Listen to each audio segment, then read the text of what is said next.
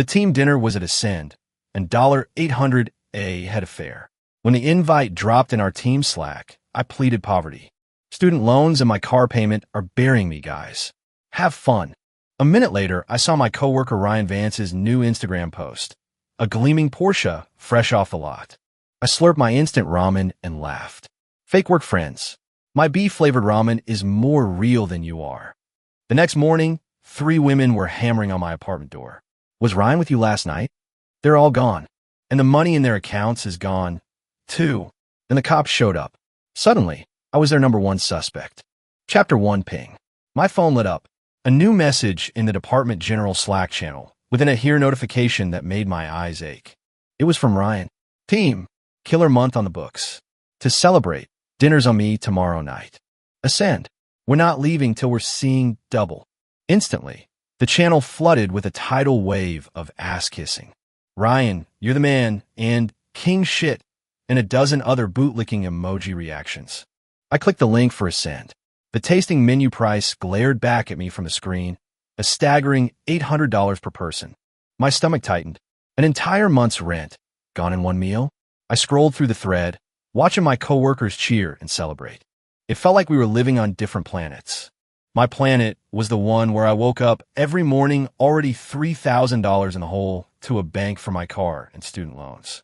The one where I'm mentally split every dollar I earned into quarters. Their planet was one of Rolexes, luxury cars, and spontaneous weekend trips to Cabo.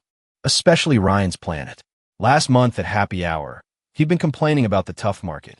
This month, his Instagram feed featured a brand new Porsche Panamera, shot artfully under the city lights. The caption, a reward for the hustle. I forced a tight smile and typed my reply into Slack. Damn, Ryan, that's epic. Wish I could, but my loans are killing me right now. I'll have to skip this one, but I'll be with you guys in spirit. To make it look authentic, I added a crying Jordan meme. The moment I hit send, the channel went dead silent for a few seconds. Then, a couple of Ryan's cronies started in. Caleb, don't be like that. It's a free meal. Ryan's treating. Yeah, man, bad look. This is a great chance to get some FaceTime with the top guy. Ryan himself replied with a voice memo, his tone slick with condescending charm. Caleb, buddy, come on. We're a team. If you're in a tough spot, just say the word. But you gotta be there. Not coming is like saying you don't respect the work we did. I didn't reply again. I tossed my phone onto the couch, ripped open a package of instant ramen, and poured boiling water over the brick of noodles. The cheap, salty smell of the seasoning packet filled my cramped apartment. Slurping the hot noodles, I opened Ryan's Instagram again. The white Panamera practically glowed, an expensive beacon in the dark. A long list of our mutual colleagues had liked and fawned over it in the comments. I snorted. These fair-weather colleagues weren't worth half as much as this 75-cent brick of ramen. I turned my phone off. The world went quiet. That night, I slept better than I had in months. No fake smiles to plaster on my face. No need to watch other people flaunt their wealth while I mentally calculated my checking account balance. It was bliss. That bliss was shattered the next morning by a violent, frantic pounding on my door. Bang, bang, bang. It sounded like someone was trying to take a sledgehammer to the cheap wood. I shot up in bed, my heart racing. My first thought was the building manager, coming to yell about a noise complaint I didn't make. Who is it? It's 7 in the morning. I stumbled to the door, rubbing the sleep from my eyes. The 3 women standing in the hallway snapped me awake instantly. The one in front was Ryan's wife, Jessica. Her perfectly made-up face was a twisted mask of rage and panic, her eyes bloodshot. Her manicured nails dug into my doorframe. Her voice was a raw, distorted screech. Where is he? Where are you hiding him, you bastard? I was completely lost. What? Ryan? Wasn't he with you guys last? Stop playing dumb. Another woman I didn't recognize screamed, trying to push past Jessica. They all disappeared after the dinner last night. They're not answering their phones, not reading texts. You were the only one who didn't go. You have to know something. I instinctively blocked her from coming inside, my mind racing. Disappeared? Ryan, Leo Price, Alex Chun, the core guys from the dinner party. It was all of them. I seriously have no idea what you're talking about, I said, my brow furrowing. I was here all night. I didn't go anywhere. You're a liar. Jessica's voice cracked, a sob mixed with pure venom. Their accounts, their personal accounts, the company's operating funds, it was all drained. Millions of dollars. It's just gone. The police already know you were the only one who wasn't at that dinner. Who else could it be but you? Emilio? My blood ran cold. This wasn't just a disappearance. This was a coordinated heist. And I, the one guy who was too broke to be there, was now, in their eyes, the mastermind. Before I could even process a response, a set of heavy, determined footsteps echoed down the hallway. Police! Step aside, please. Two uniformed officers pushed through the hysterical women. The detective in the lead, a middle-aged man with eyes like a hawk, locked his gaze on me. Caleb Miller. He flashed his badge, his voice flat and devoid of emotion. We've received a report, and we have reason to believe you're connected to a major fraud investigation. We need you to come with us. Chapter 2, the fluorescent lights of the interrogation room were sterile and blinding. I sat in a cold metal chair, facing the detective who'd brought me in. His name was Russo. His stare was a scalpel, tracing the lines of my face, searching for a crack in my composure. Caleb Miller, 28 years old, project manager at Viridian Dynamics. Correct. Last night, between 7 p.m. and 1 a.m. Where were you, and what were you doing? At home. Watched a movie on Netflix, ate ramen, went to sleep, I said, keeping my voice steady. The younger officer standing near the wall scoffed, as if my alibi was the laziest he'd ever heard. Any witnesses? Who's surprised? I live alone. No witnesses. But my DoorDash order history and the security camera footage from my building's lobby will show I never left. Russo nodded, signaling for the other officer to go and verify. He leaned forward, steepling his fingers on the metal table. The sense of pressure in the small room was immense. We've confirmed that 8 people were supposed to be at that dinner. 7 went. You were the only no-show. After the meal, Ryan Vance, Leo Price, and Alex Chun suggested going to another spot. They took the other 4 with them. After that, all 7 of them went off the grid. He paused, letting the silence hang in the air. This morning, their families and their company discovered that their associated personal and corporate accounts, totaling approximately $5 million, were transferred in a series of transactions between 10 and 11 p.m. last night into dozens of different offshore crypto wallets. $5 million. My heart hammered against my ribs. These guys didn't mess around. And you, Russo's gaze sharpened, were the only person in the entire department who didn't attend this event. Your excuse was that you were broke, buried in debt. You picked up a file, but we ran a preliminary check on your finances. You do have about $3,000 a month in loan payments, which is tough. But you've also got $10,000 sitting in a savings account. On top of that, 3 months ago you registered an LLC, a small cybersecurity consultancy. It hasn't done much business, but you're not exactly destitute. My stomach dropped. They were thorough. So, your pleading poverty story feels a little too convenient, Russo said, his words deliberate and heavy. It sounds like a perfectly crafted alibi, an excuse to put you far away from the scene of the crime. I looked at him, and to my own surprise, I smiled. Detective, that's an impressive theory. But have you considered another possibility? Which is, if I were their accomplice, and they just made off with $5 million, do you really think my cut would be 0? I held up my hands, showing him the cheap digital watch on my wrist. You can see my bank balance. My LLC's account is empty. You think I'd risk a federal prison sentence to help them with a heist just so I could stay here and keep eating instant ramen? Russo's brow furrowed. It was a legitimate hole in his logic. Furthermore, I continued, if I were part of it, the smartest thing for me to do right now would be to act just as shocked and furious as their wives. I'd be the one demanding you find them, not sitting here calmly dissecting your case for you. The room fell silent. The younger officer's expression shifted from contempt to confusion. After a long moment, Russo spoke again. So why didn't you go to the dinner? Because it wasn't worth it. Not worth it. That's right. I leaned back, letting some of the tension leave my shoulders. $800 for a meal. It's not that I couldn't have paid it if I absolutely had to, but it wasn't worth spending that kind of money to maintain a fake, transactional relationship. I've worked with Ryan and his crew for 2 years. I know exactly who they are. To them, buddy is just another word for useful tool. That dinner wasn't about team bonding. It was about sizing up their next marks. I was saying what I truly believed. Ryan's sudden, over-the-top generosity, Leo and Alex's constant flattery, it all felt wrong.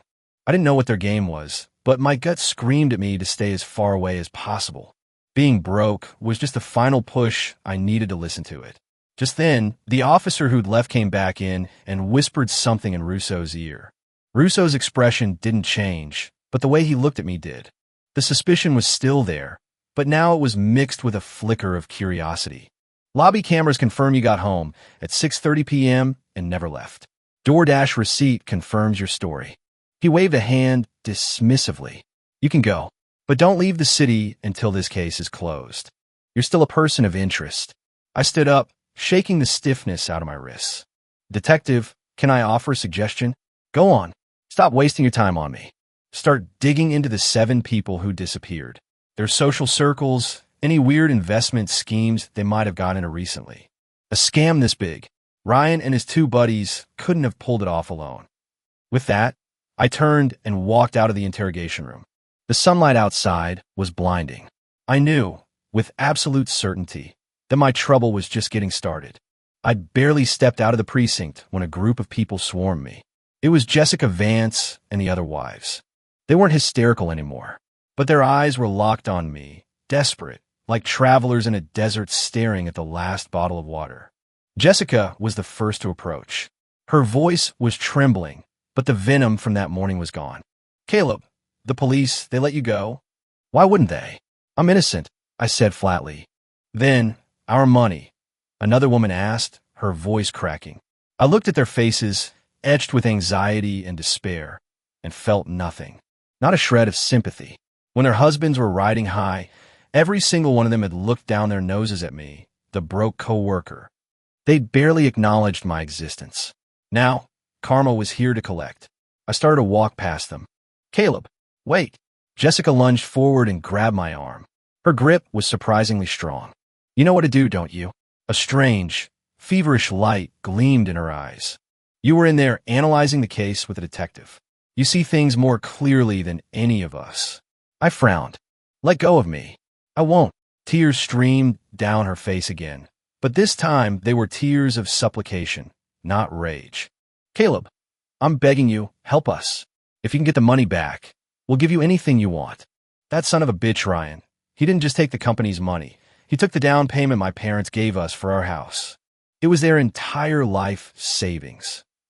The other women crowded around, their own stories of betrayal and ruin pouring out. It turned out Ryan and his crew hadn't just used their own money. They convinced the other 4 coworkers to invest everything they had, family savings, small business funds, even embezzled money, into some high-yield scheme. Last night's dinner wasn't a celebration. It was a farewell party. I looked at Jessica's face, once so cold and dismissive, now crumpled and pleading, and a wild, audacious idea began to form in the back of my mind. Chapter 3, help you? Why on earth would I help you? I yanked my arm free from Jessica's grasp, my voice like ice. This morning you were convinced I was one of them. You looked like you wanted to tear me apart with your bare hands. Jessica's face flushed, then went pale. Her lips trembled, but no words came out. Come on, Caleb, don't hold a grudge, another woman chimed in, trying to smooth things over. Jessica was just panicked. We all know you're the sharpest guy on the team. You've saved our asses on projects more than once, finding those bugs no one else could see. She wasn't wrong. I'd always kept a low profile at work, but my technical skills were undeniable. My only crime was that I sucked at office politics and kissing ass, which was why guys like Ryan, all flash and no substance, always got ahead. Too little, too late, I said, turning to leave. I'm no saint. My memory is long. 10%. Jessica's voice rang out behind me. I paused. If you help us get the money back, we'll give you 10% of whatever you recover. I didn't turn around. I kept walking. 10% of $5 million was $500,000. Tempting, but the risk and the headache involved were worth far more than that.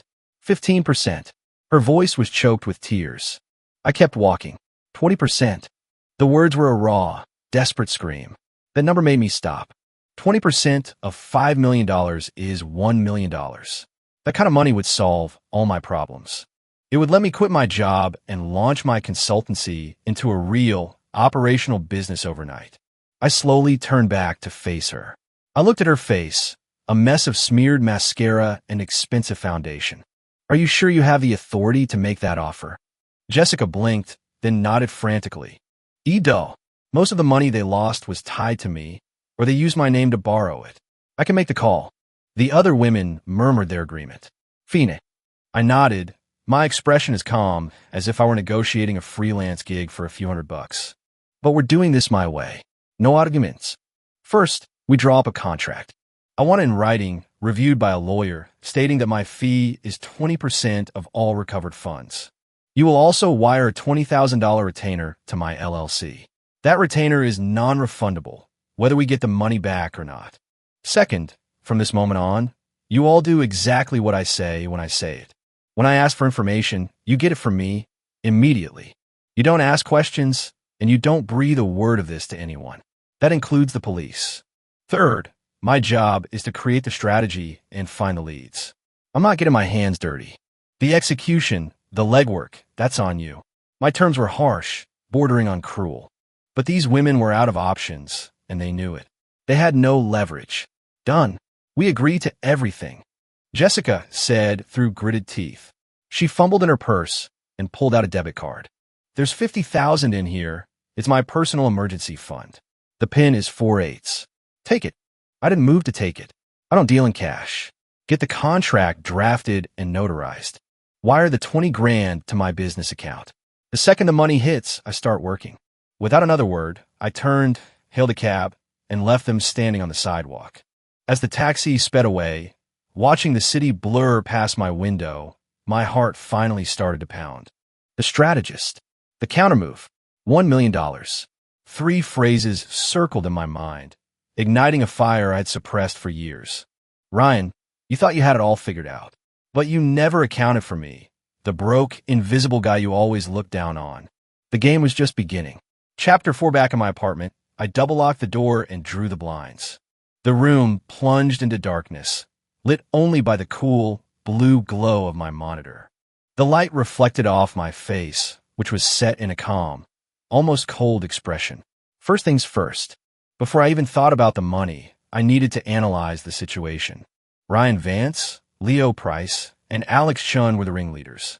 How did they convince 4 other smart, successful people to liquidate their assets, embezzle company funds, and hand it all over? There was only one way. An investment opportunity with a promised return so impossibly high it short-circuited all logic and reason. Crypto pump and dump? An offshore private equity scam? Or something more direct, like a high-stakes gambling syndicate? I opened a secure browser and entered a few keywords. A moment later, an invitation-only investment forum on the dark web appeared on my screen. This was the kind of digital back alley where financial crimes were born. I didn't dive in. I set up a virtual machine to isolate my activity, then routed my connection through a dozen proxy servers, masking my digital footprint to look like a hacker from Eastern Europe. Only then, like a ghost in the machine, did I slip into the forum's depths. An hour later, Jessica called. Caleb, the lawyer is drafting the contract now. It should be ready to sign this afternoon. We have the $20,000 ready to wire. What would we do now? Her voice was filled with a desperate, almost childlike reliance on me. Tell me everything you know about Ryan, Leo, and Alex, I said, my voice flat. Their hobbies, the websites they visit, the video games they play, even their dirty little secrets. Don't leave anything out, no matter how small. Also, send me the files on the other 4 victims. I need to know how they got their hands on that much capital.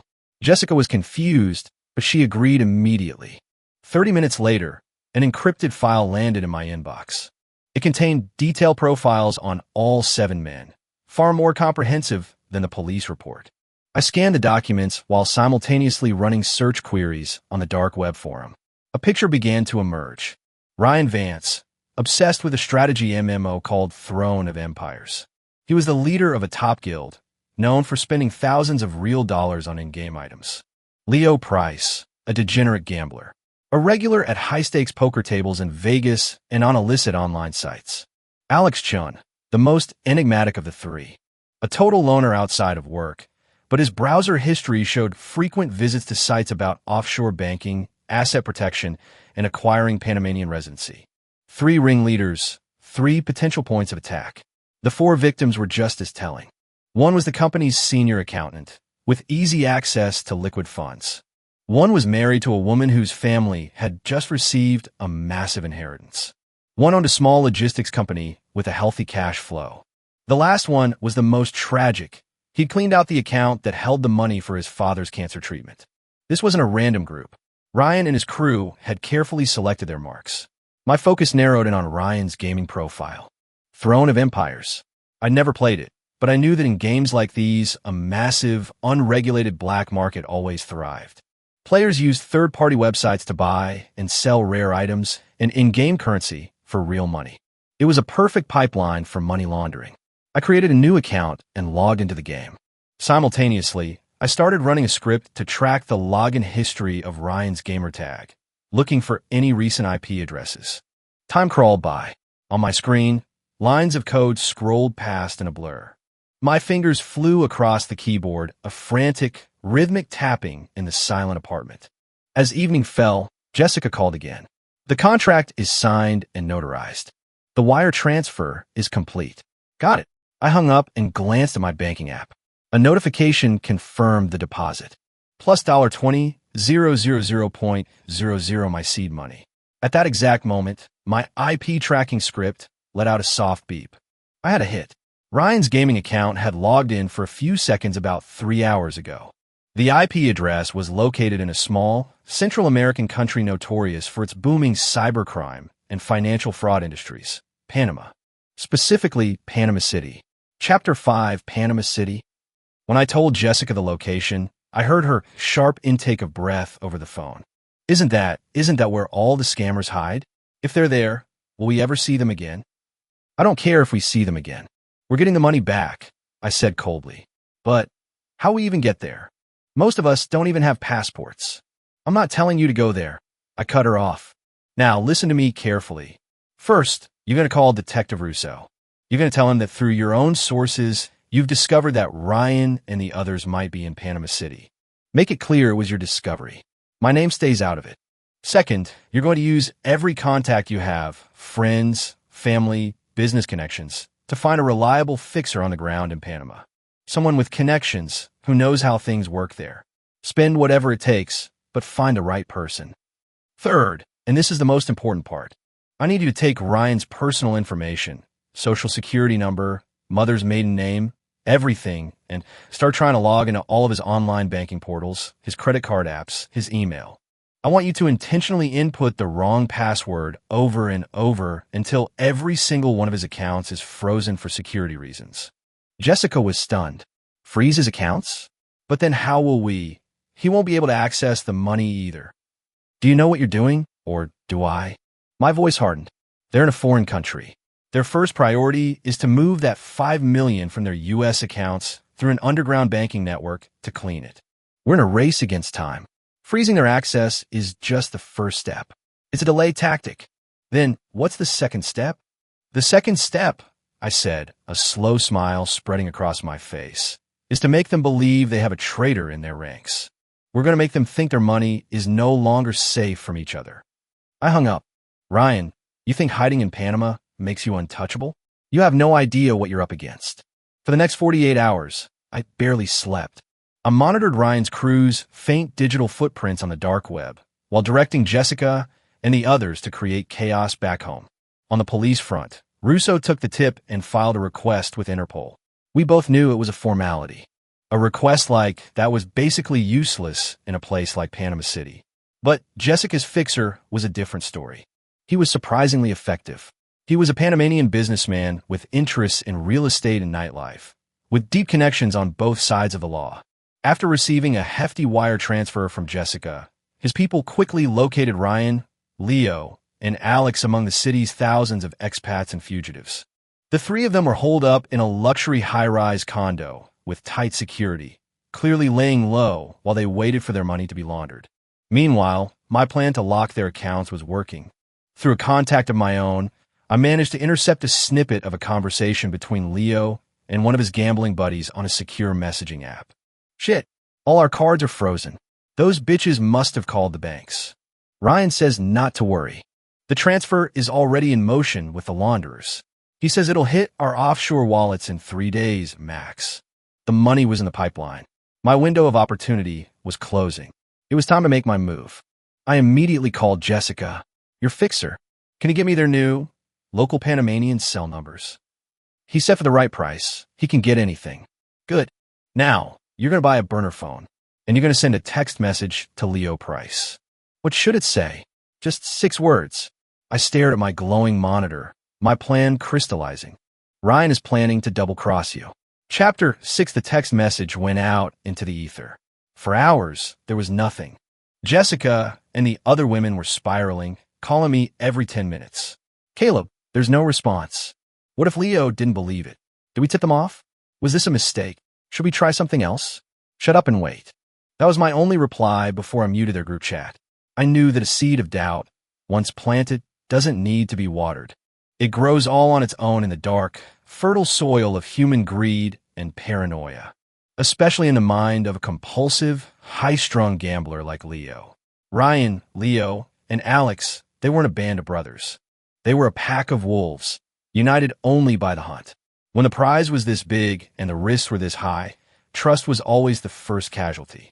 I reopened my laptop and hacked into the public security camera network near their condo building, a feed the fixer had provided me access to. The image quality was grainy, but I could make out the figures coming and going from the main entrance. I was waiting for a sign, any sign that their alliance was starting to crack. The minutes ticked by, feeling like hours. 1 hour. 2. Just as I started to think I'd miscalculated, a figure appeared on the screen. It was Leo. He was wearing a baseball cap and a face mask, trying to be inconspicuous. He slipped out of a side entrance, hailed a waiting taxi, and disappeared into the city's evening traffic. I took a screenshot and sent it to Jessica. The fish is on the hook. Have a guy follow him, but stay back. I need to know who he's meeting and what they talk about. 20 minutes later, the fixer reported back. Leo had gone to a private lounge owned by an expat. He was meeting with someone. That someone was the head of a rival money laundering operation. The fixer's guy had even managed to get a short, muffled audio recording of their conversation. In the recording, Leo's voice was low and anxious, but thick with greed. How soon can it be done? I just need my share, 1.5 million. Once it's in my account, I'm gone. I won't cause any trouble. The other man's voice was raspy. 3 days. But are you sure Vance won't find out? If he does, you won't last long in this city. He won't know. He thinks the money is still with the other guys. I don't trust him. That's why I'm here. The way he's been looking at me lately, something's not right. The recording ended there. It was all I needed. I immediately attached the audio file to an encrypted email. The recipient was Alex Chun, the quiet, calculating one who had been planning his exit strategy from the very beginning. In the body of the email, I wrote a single sentence. The shark is about to eat the pilot fish. Are you going to be the remora that gets away? Or just part of the meal? Chapter 7. If Leo was driven by greed, Alex was driven by cold, calculating self-interest. The fact that he was already researching Panamanian residency and offshore asset protection told me he never planned on sticking with Ryan and Leo for the long haul. He just wanted the money and a clean getaway to a life of quiet luxury. To a man like that, my email wasn't a taunt. It was a business proposition. It was a signal that the getaway car was about to leave without him. Less than 10 minutes after I sent it, I got a reply. It was a single character. I smiled. He'd taken the bait. I didn't mention Leo. Instead, I sent him a link. It was to a post on that dark web forum I'd been monitoring. In the post, a user bragged about how he'd orchestrated a brilliant scam, double-crossing his own partners out of millions in crypto and vanishing without a trace. The methods described in the post were about 80% identical to the plan Ryan's crew had executed. After sending the link, I added one more line. Does this strategy look familiar? You think Ryan might be a fan of his work? This time, the silence from Alex was much longer. I could almost hear the gears turning in his head. He was smart enough to understand my implication. Ryan, the architect of their entire scheme, could easily be planning to replicate the final step of the plan from the post, cutting his partners out at the last second and taking the entire $5 million pot for himself. Leo's secret meeting was just a symptom of the disease. The real threat was the collapse of trust in their leader. Finally, a new email arrived. What do you want? Alex was direct. I would be too. I want the key in Ryan's possession. The key was the hardware wallet, a small, USB-like device that held the private keys to the primary crypto wallet where the $5 million was being temporarily held by the launderers. From there, the funds would be chopped up and sent to their final destinations. Whoever held that device controlled the final destination of all $5 million. Why should I trust you? Alex replied. You have no other options, I wrote back. You can stick with Ryan and bet your future on the hope that he's not about to screw you over. Or you can work with me, an outsider. Give me the hardware wallet, and I'll make sure you get your cut, laundered clean, and a safe exit. The rest belongs to me. It was a deal with the devil. But for a pragmatist like Alex, it was the only logical choice. Better to partner with a predictable enemy than to trust two unpredictable allies. It's in the condo's safe, Alex replied a minute later. Only Ryan knows the combination. I'll get you the combination. I closed the email and immediately called Jessica. Jessica, I need numbers. Ryan's birthday, your anniversary, his parents' birthdays, his daughter's birthday, any number that has any special meaning to him. All of them. Now. What? Why do you need that? Don't ask questions. Just do it. Confused but obedient, she rattled off a series of dates. I scribbled them down, arranging the numbers into every possible combination. People are creatures of habit, especially with passwords and combinations. They almost always use something familiar, something meaningful. Ryan, for all his bravado, was no different. I compiled a list of a few dozen possible 6-digit codes and emailed them to Alex. Start trying these. One by one. Move fast. Ryan and Leo could be back any minute. The silence that followed was absolute. I stared at my screen, my own heart pounding in my chest. Everything hinged on this moment. An eternity seemed to pass. Ping. The email notification chimed. I sat bolt upright and clicked it open. The email contained a single photo. In the dim light of the condo, a small, black hardware wallet rested in the palm of a hand. Below the photo were 2 words from Alex. Got it. Chapter 8. Leave the condo now. Go to the address I'm sending you. I sent Alex the location of a nondescript apartment in a quiet part of Panama City, a safe house provided by the fixer. And listen to me, I added, turn off your phone. Ditch the SIM card. Do not contact anyone. After he confirmed, I leaned back in my chair and let out a long, shuddering breath. The back of my shirt was soaked with cold sweat.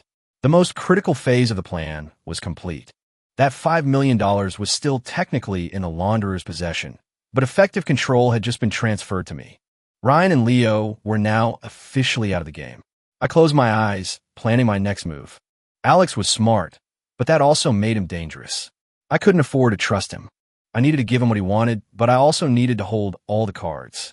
I picked up my phone and called Jessica. Tell your man on the ground to get ready to close the net. But the targets have changed. We're not going after 3 men. We're going after 2. 2? Who? Ryan Vance and Leo Price. What about Alex? Alex, I said, a thin smile on my lips, is about to become our star witness. Jessica was quiet for a moment, processing. Caleb, I don't know what to think. You're starting to sound more like what? I chuckled softly. As long as you get your money back, does it really matter what I'm like? She didn't answer. The next day, news erupted from Panama City. Ryan had returned to the condo to find the safe open and the hardware wallet gone. He flew into a rage. His first and only suspect was Leo, who had snuck out the night before. At the same time, Leo discovered that the rival launderer he'd met with was a fraud who had vanished with his down payment. He was apoplectic. The 2 former partners ran into each other in the lobby of their luxury building. It started with accusations, escalated to shouting, and ended in a full-blown fistfight in front of a crowd of stunned onlookers. In their rage, they screamed everything. The whole sordid affair, the entire criminal conspiracy, came pouring out in a torrent of threats and recriminations. And the fixer's people were standing by, recording the entire thing. When they had beaten each other to a bloody, exhausted pulp, the local police just happened to arrive. The criminals were apprehended. The loot, however, was nowhere to be found. Chapter 9. When the news of Ryan and Leo's arrest reached the States, Jessica and the others were ecstatic. They were laughing and crying on the phone. Caleb, you're a genius. A goddamn miracle worker. The money. Does this mean we'll get the money back now? Hold on, I said, throwing a bucket of cold water on their celebration. Getting them arrested was just step one. The money is still sitting with the launderers. To get it back, we need to complete one final step. What is it? We need Alex Chun to willingly hand over the hardware wallet. I met Alex at the safe house. He was sitting alone in the dark, on high alert. When he saw me, he instinctively tightened his grip on the object in his pocket. Ryan and Leo have been arrested, I said, getting straight to the point. A flicker of confirmation, but not surprise, crossed his face. He said nothing. Now it's our turn to talk, I said, pulling up a chair and sitting across from him. Here's the deal. Your share is $2 million. I'll have it cleaned and wired to a Swiss account of your choosing. The rest of the money and the wallet are mine. Alex laughed, a dry, humorless sound. Why would I agree to that? I have the wallet. I'm holding all the cards. I could find someone else to work with, maybe get a bigger cut. You could try, I said, leaning back and meeting his gaze without flinching. You could try walking out of this city with that wallet. But Ryan and Leo have families back home. To get a reduced sentence, they're going to sing like canaries. They're going to tell the feds everything, including your name. You'll be a fugitive with an international arrest warrant on your head. I paused, then played my trump card. And besides, I said, what makes you think I actually need the device in your pocket? I took out my phone and played a short video. It was security footage of the fixer, my fixer, sharing a friendly drink with the head of the very money laundering operation they had used. The color drained from Alex's face. I have a direct line to the man who controls the money, I explained calmly. I can have him freeze the funds, or I can have him transfer them to whomever I choose. The wallet is just a formality at this point. I kept you in the loop because it makes for a cleaner ending, and frankly, I needed someone to take the legal fall. I stood up and looked down at him. So, you need to decide. Do you want your $2 million and a life of freedom, or do you want to take your chances as a wanted man? Beads of sweat formed on Alex's forehead. He stared at me, his eyes a whirlwind of calculation, fear, and resentment. After a long, tense silence, his shoulders slumped in defeat. He looked like all the air had been sucked out of him. I'll do it. He reached into his pocket and pulled out the small, black hardware wallet. Chapter 10. 1 week later, after the launderer's exorbitant fees and the fixer's generous bonus were paid, a total of $4.1 million was wired back to an escrow account controlled by Jessica and the other families. Alex Chun, acting as a cooperating witness who had turned himself in, confessed to the entire plot and voluntarily surrendered the key piece of evidence, the hardware wallet. He received a significantly reduced sentence. Ryan Vance and Leo Price, as the uncooperative masterminds, were extradited and faced the full force of the law. The sensational case, which had briefly dominated the local news, came to a quiet, bizarre conclusion. And in my LLC's bank account, a new transaction appeared. $820,000. My 20% commission. I stared at the number on my phone, at the long string of zeros. For a moment, it didn't feel real. Just a few weeks ago, I was the office loser crying poor to get out of an expensive dinner. Now, I was a millionaire. The first thing I did was quit my job. I walked into the office, right past the cubicles of my stunned colleagues, and dropped my resignation letter on my director's desk without a word. The people who had once mocked me, who had whispered about me behind my back, were now silent. They stared at me with a mixture of awe and fear, unable to comprehend how the quiet, broke guy in the corner had orchestrated such an impossible reversal of fortune. I didn't give them a second glance. I walked out the front door and into the bright afternoon sun. I took my small consultancy and rented an entire floor in a downtown skyscraper. I used my newfound capital to hire some of the best cybersecurity and forensic accounting minds in the country. We became a boutique firm specializing in high-stakes corporate disputes and financial risk mitigation. My first client was Jessica Vance. Her husband's company was on the brink of collapse after the scandal. She begged me to help her save it. I agreed. My fee, this time, was a 51% controlling interest in the company. She signed the papers without hesitation. The woman who once screamed at my door was now my CEO, and she reported directly to me. Life was strange. Chapter 11. My business took off like a rocket. Leveraging the reputation I'd built from the Vance case, along with my almost preternatural ability to analyze risk and predict market movements, my firm became the hottest name in corporate security. Titans of industry, men I once would have been terrified to be in the same room with, now flew me out on private jets. They called me Mr. Miller and paid exorbitant consulting fees just to hear my thoughts on an investment. The kinds of expensive dinners I once dreaded were now a regular part of my life.